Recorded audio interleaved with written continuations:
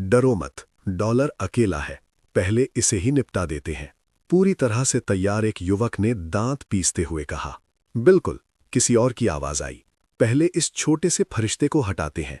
कई जोड़ी आंखें वीर रहेजा पर लालच से टिक गईं, जैसे कोई किसी नग्न महिला को घूर रहा हो। डॉलर, एक आदमी हंस पड़ा।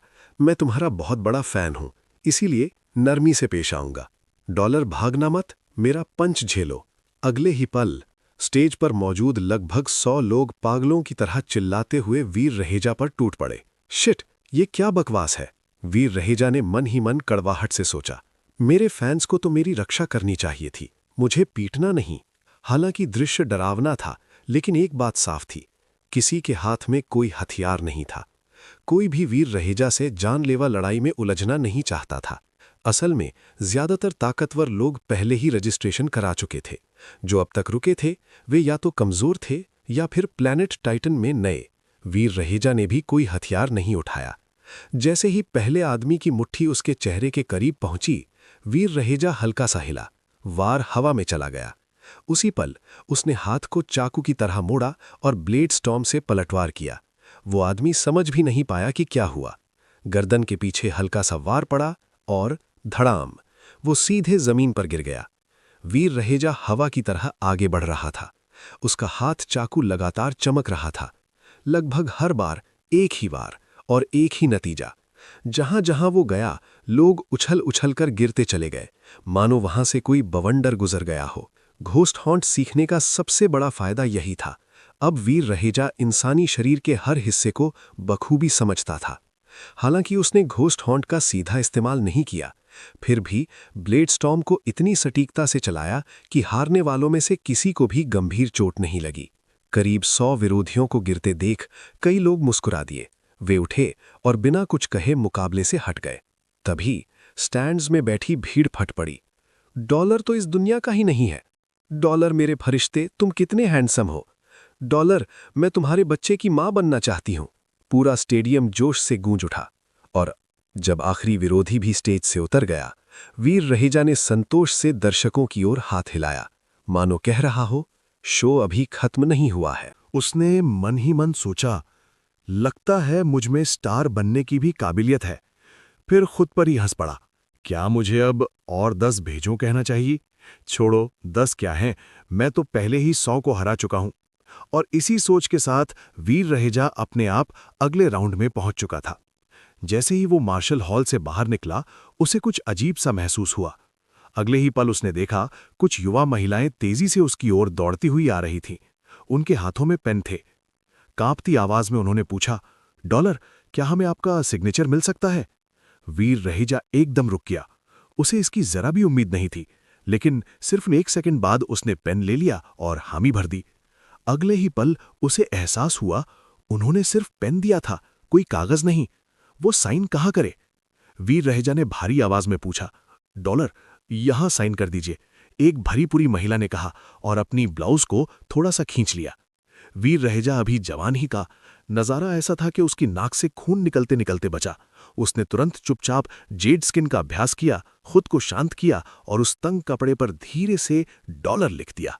बस फिर क्या था, डॉलर डॉलर, यहां साइन करो। और ज्यादा लोग पास आने लगे। धक्का मुक्की शुरू हो गई। कुछ तो पीछे की ओर भी साइन कराने की कोशिश करने लगे। कई लोगों के लिए साइन करने के बाद वीर रहेजा ने पलट कर देखा। वो पूरी तरह भीड़ से घिर चुका था। तभी करीब 6 फीट लंबा एक आदमी आगे आया। उसने अपनी बाह उठाई, मसल्स दिखाए और भारी आवाज में बोला, डॉलर, यहां साइन कर दीजिए। किसी तरह काफी मशक्कत के बाद वीर रहेजा मार्शल हॉल से बाहर निकल पाया। वहां ग्रैंड मास्टर भीम और अवनी शेरगिल उसका इंतजार कर रहे थे। भीम ने सीधे मुद्दे पर आते हुए कहा, डॉलर, सीक्रेट ब्लड प्राणी के मांस के अलावा क्या आप किसी और सौदे पर विचार करेंगे? मैं म्यूटेंट प्राणी की बीस्ट सोल्स और कुछ पैसे दे सकता हूं। वीर रहेजा ने बिना झिझक जवाब दिया, माफ करना, मैं किसी और चीज पर विचार नहीं करूंगा। ग्रैंड मास्टर चुपचाप एक तरफ खड़ा रहा। उसके पास वो चीज थी जो वीर रहेजा चाहता था, लेकिन वो उसे सिर्फ म्यूटेंट प्राणी के मांस के बदले देने को तैयार नहीं था। अगर वो सीक्रेट ब्लड प्राणी होता तो शायद कहानी कुछ और होती। डॉलर, अगर तुम मुझे 30 म्यूटेंट प्राणी दे सको तो मैं ये सौदा कर लूंगी। अवनी शेरगिल की आवाज शांत थी लेकिन नपी तुली। तुम क्या तरीका अपनाना चाहोगे?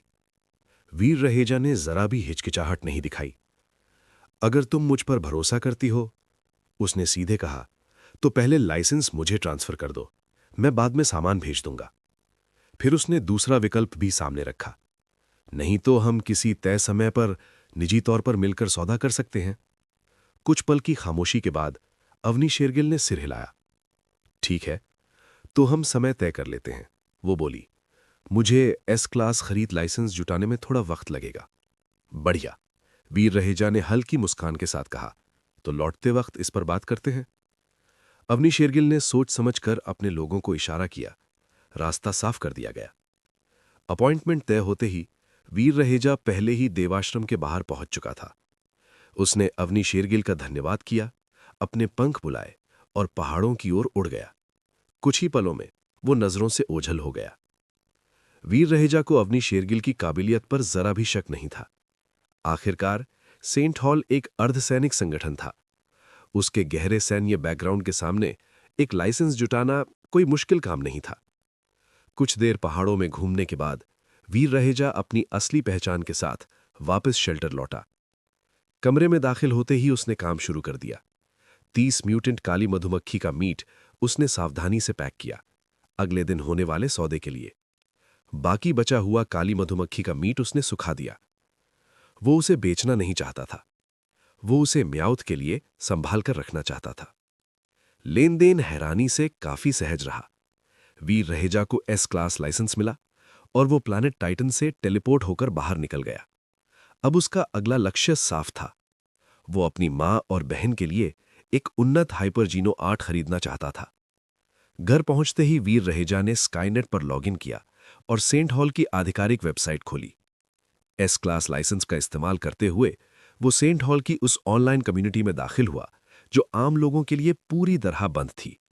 इसके बाद वो सीधे सबसे उन्नत सेक्शन में पहुंचा, एस क्लास सेक्शन। यहां कई हाइपरजीनो 8 मौजूद थे। हालांकि उनका पूरा कंटेंट देखा नहीं जा सकता था, लेकिन हर एक का विस्तृत विवरण दिया गया था। वीर रहेजा एक एक विवरण ध्यान से पढ़ने लगा।